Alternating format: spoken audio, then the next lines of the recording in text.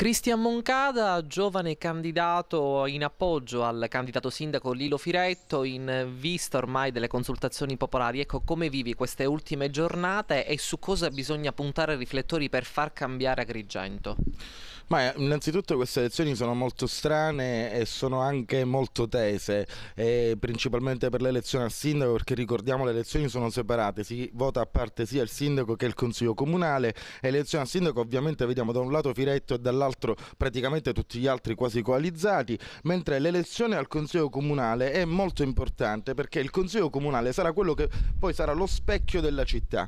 Quindi in questo caso ovviamente il mio consiglio è di votare gente nuova, gente fresca, gente capace, gente competente. Tu su cosa ti metteresti al lavoro qualora andasse bene la consultazione e quindi saresti eletto?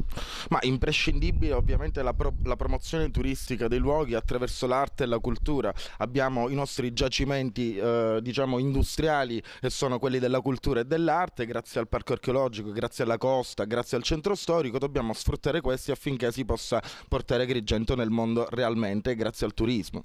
In tuo appoggio è venuto Alessandro Cecchi Paone, un personaggio molto noto al grande pubblico per la sua cultura e per i suoi programmi di approfondimento appunto culturale. Ecco, questo aiuto, questa sinergia, cosa ti ha dato e su cosa pensi di utilizzare questa informazione che ti ha dato?